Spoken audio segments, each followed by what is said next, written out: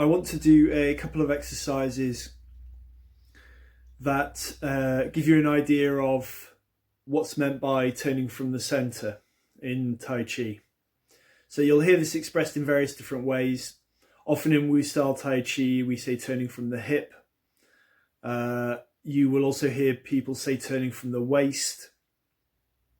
So the Chinese word is yao, and as I understand it, it actually includes this whole area kind of around the core. So it isn't one specific area like a line around the waist at the belly button. One of the core principles of Tai Chi is that your body is soft and aligned. So you're connected from the feet all the way through to the hands, all the way through to the head top. And when we move one part, all parts move. So we're going to do a couple of exercises to focus on on awareness of movement from the center, and specifically this area called the Kwa. Again, there are various translations of Kwa from Chinese into English. One of the translations is groin or hips, possibly. I want you to think of it more as a kind of a hinge area. So this, if I lift my leg, this area here where there's the hinge between the groin and the upper leg, that's the area that we're going to be turning on, focusing on as well. We're going to be keeping the back nice and open. So we relax the chest and we round the upper back. This is called ba bei in Chinese. So we don't have our shoulder blades back like this, for example, or tension in the shoulders. Shoulders are relaxed down, upper back's rounded. Also, head top suspended, pelvis tucked under. Now, again, this isn't about force. You're not pushing the head top up, pushing the pelvis under. It's more about elasticity in the spine. So a kind of a gentle stretching and opening of the spine. So we want to maintain this idea of suspending the head, relaxing the buttocks, allowing the pelvis to roll under, to tuck under, so that you're connecting all the way through from the upper body, through the core, down, through the legs to the feet. With the back nice and open and rounded, you also, we're going to maintain the spine in its alignment, so we're never going to be twisting the spine. So we don't break here, for example, which is probably the most common place that people turn without realizing it. We don't actually twist from the waist, so that I'm turning the upper body and horizontally kind of twisting vertebrae in the spine without turning the lower body at all. So no movement in the lower body. So we always keep the spine aligned and as a single unit, all the way from the sacrum right up to the base of the skull. So to move on to the exercises, I'd recommend a horse stance or a fairly high horse stance to start with. So a horse stance from a parallel stance, which is 1 foot width, feet parallel, step out of touch, so it's slightly wider than shoulder width, bend your knees. Main points in a horse stance: toes never turn out more than 45 degrees, knees over your toes. We don't want the knees to be collapsed in or to be projected beyond the ends of your toes. If you sit in a low stance and your knees are beyond your toes, you risk straining the knee. So horse stance,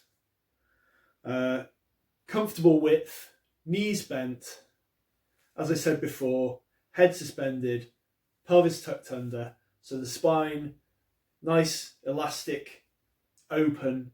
Same for the back, elastic, open. So this first exercise, we're going to turn from here. So if you imagine a centre line running all the way down the front of the body, this is one of the channels of Chinese medicine. We are going to turn, hinging on the qua, hinging on this area here. We're going to turn left and right. The centre line will never be broken, so we're always keeping the centre line aligned. Likewise with the spine. So if you imagine a line going up the back of the body as well, up the spine, that will never be twisted kind of horizontally. So we're always looking to keep this line that goes up the front and the back aligned. So raise the hands, left in front of right. If it's elbows slightly below shoulder level, this will probably make it easier to relax the elbows and to round the back. So don't forget, we're keeping the crown raised, relaxing the buttocks, allowing the pelvis to tuck under, keeping the spine open, but in a nice, elastic, kind of loose way. We're going to turn. So turning, imagining the belly button turning to your left, back to the centre, and then to the right. Remember, you don't want to break this centre line.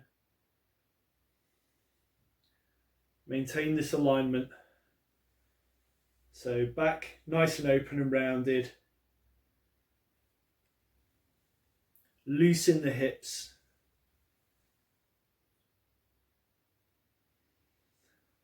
Turning left and right.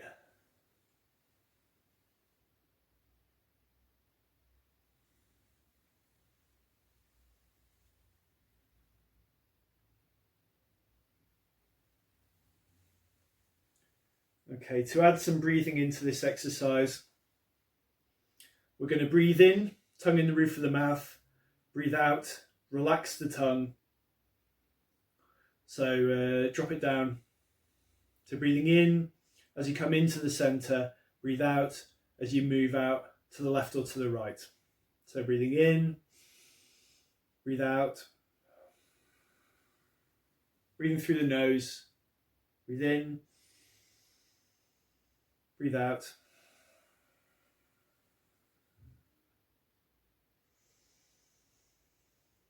Into the centre, out to the side.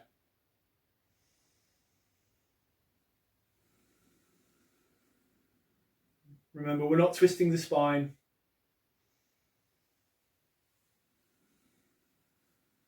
We're loosing the core. Connected through to the feet.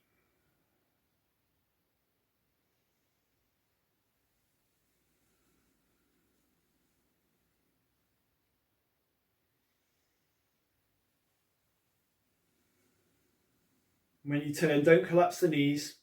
If you feel any resistance, that's the time to stop turning.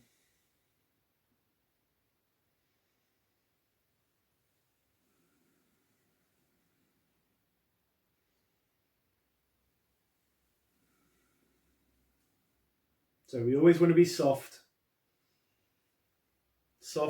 relaxed,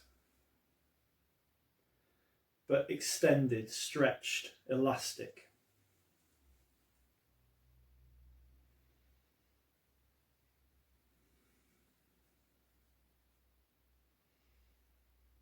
Okay, and relax. Stand up for a moment. Second exercise, similar to the first, but we're going to turn further and we're going to actually shift our weight. So, again in a horse stance, toes out no more than 45 degrees, knees over the toes, hands in the same position, left in front of right, directly in front of the chest, elbows relaxed, shoulders relaxed, back rounded, upper back rounded, head suspended, pelvis tucked under, soft, elastic. So this time, we're going to breathe in as we come into the center. We're going to breathe out, turn to the side, shift the weight, turn in the back toe. All the weight over in the left.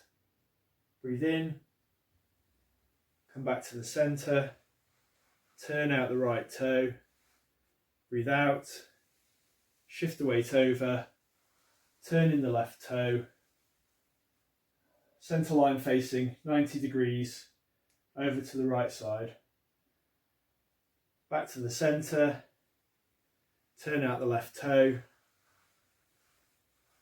shift the weight across, turn in the right toe,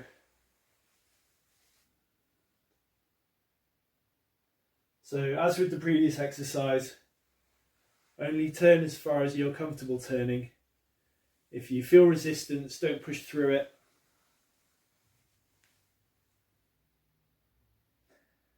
And hopefully you can feel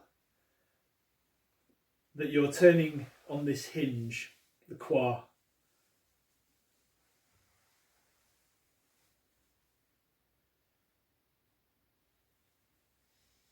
Weight back to the center, breathing in. You don't have to do the breath coordination for this exercise. If you find it helps you to focus, that's great.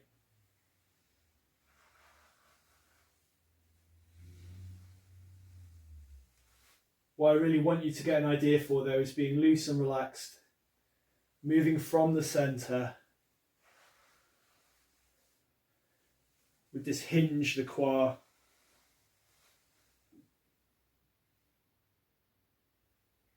Keeping the spine aligned, not twisting the body from the waist.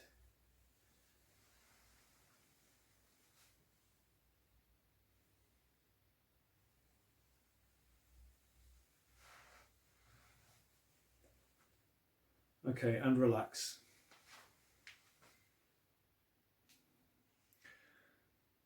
So all the way through those exercises, I hope you were able to feel this sense of moving from the center, from the lower abdomen, hinging on the quad, and not twisting the body